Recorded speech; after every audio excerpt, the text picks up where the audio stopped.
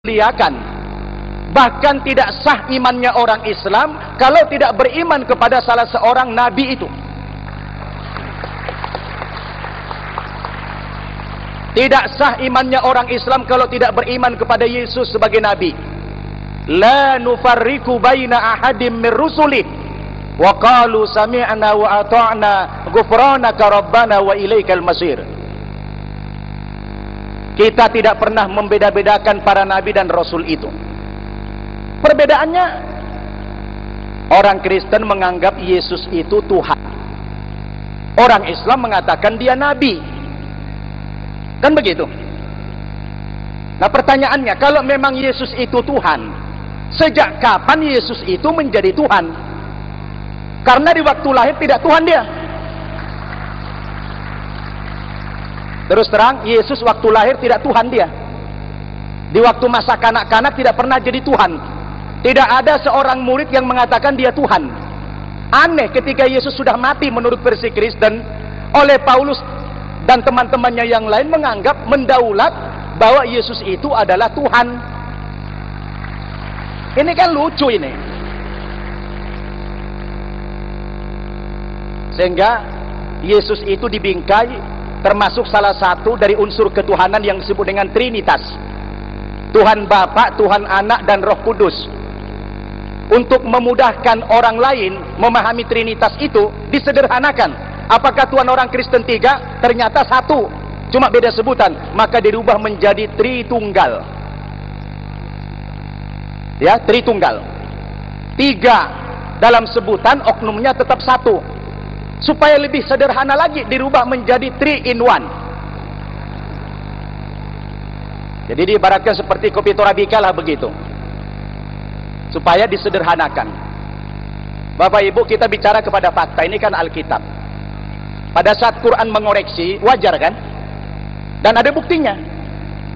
Tidak ada di dalam Alkitab ini muncul keterangan dari Yesus bahwa dirinya Tuhan. Mungkin Pak Pendeta tahu, kalau dibuka Injil Markus pasal 12 ayat 28 sampai 29, di mana ketika orang Saduki datang menghadap Yesus dan bersoal jawab, mereka bertanya, hukum manakah yang paling utama? Jawab Yesus, dengarlah hai orang Israel, bahwasannya Tuhan Allah kita, Tuhan itu Esa. Kita ini kan jamak, bukan tunggal. Tentunya kalau sudah kita, yang bertanya sama yang ditanya sama-sama kita di situ. Yesus juga kita. Dengarlah hai orang Israel, Tuhan Allah kita, Tuhan itu Esa. Bukan dia katakan, dengarlah hai orang Israel, Tuhan kamu saya. Enggak. Kasihilah Tuhan Allahmu dengan segenap hatimu, dengan segenap kekuatanmu, dengan segenap akal budimu. Dan hukum yang kedua adalah, kasihilah sesamamu seperti dirimu sendiri. Tidak ada hukum yang lebih baik, lebih utama daripada kedua hukum itu, kata Yesus. Ya, tidak ada hukum yang lebih baik daripada kedua hukum itu, yaitu Allah itu Esa, dan berbuat baik kepada sesama manusia sebagaimana kepada diri sendiri. Sehingga disahut oleh orang Saduki tadi, tepat sekali perkataanmu itu, guru, bukan Tuhan. Guru katanya. Kalau memang Yesus itu guru, tidak beda dengan orang Islam. Yesus itu merupakan sebuah jalan yang memberikan penerangan kepada umat. Tidak akan pernah sampai manusia ini kepada Allah, kepada Tuhan yang sesungguhnya, tanpa melalui Yesus. Artinya Allah telah mendelegasikan Yesus itu kepada manusia menjadi rasul. Allah memberikan ajaran yang benar melalui Yesus. Kalau mereka tidak mengikuti Yesus, tidak mungkin sampai kepada Tuhan, yang pada gilirannya tidak mungkin masuk surga. Begitu sebenarnya. Oleh karena itu, kembalilah Pak Edi Sabto.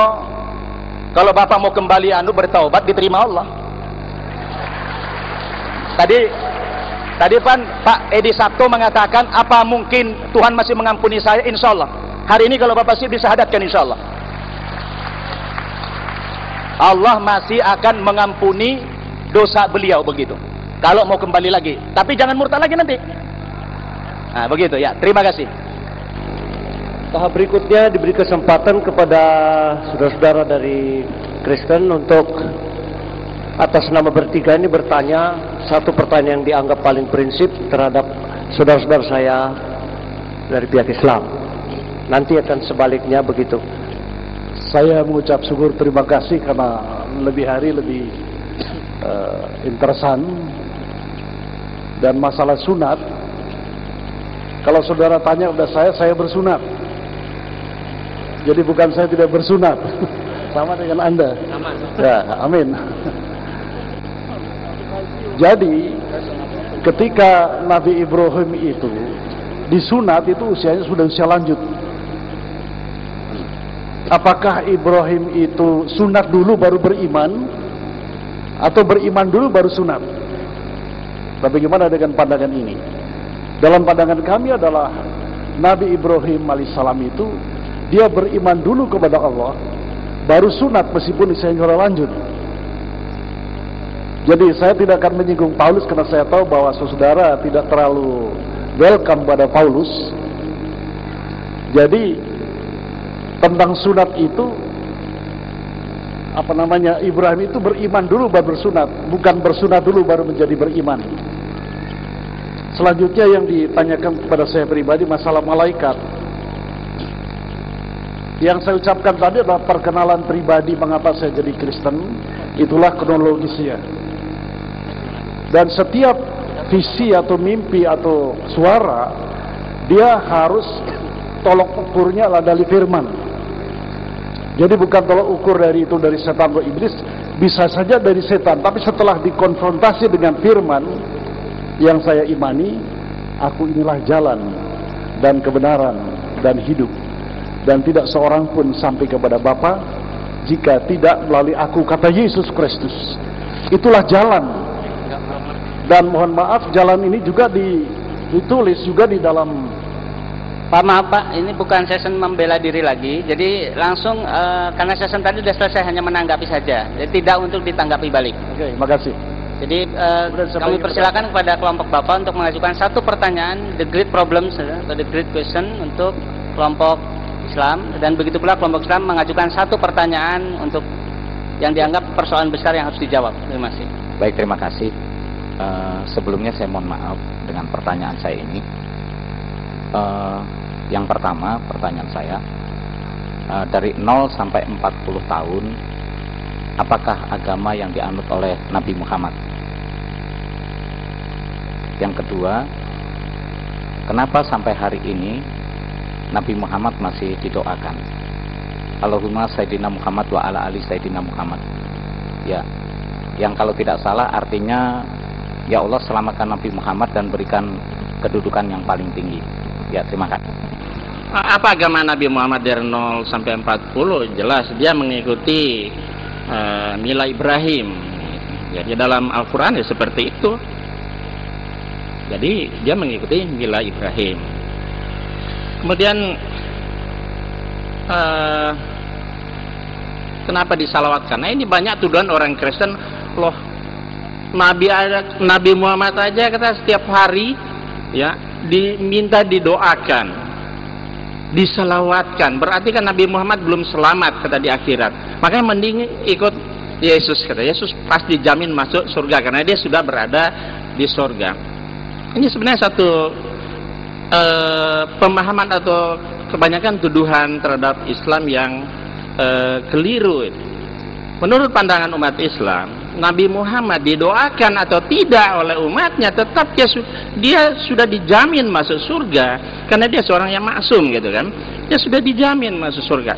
Masalah bersalawat itu orang Islam bersalawat kepada umatnya, bersalawat kepada Nabi Muhammad karena memang ada tuntunan di dalam Al-Quran. Kalau tidak ada tuntunan, kalau semua orang ingin mendoa bersalawat kepada Nabi menurut versi masing-masing, kan nanti untuk merasa syukur kepada Nabi Muhammad, orang yang telah begitu berjasa menyelamatkan umat manusia dari alam jahiliyah bagaikan binatang ke alam terang benderang. Apa yang kita bisa berikan kepada orang yang telah begitu besar jasanya kepada umat manusia? Nggak ada. Kalau zaman sekarang orang yang berjasa kita bisa kirim mobil, kita bisa kirim ke rumah. Sekarang nggak ada. Yang bisa kita berikannya doa. Tapi doa itu bukan berarti Nabi kita belum selamat. Mendoakan Nabi Muhammad ada tuntunan di surat Al-Ahzab kalau nggak salah ayat 59 kalau nggak salah.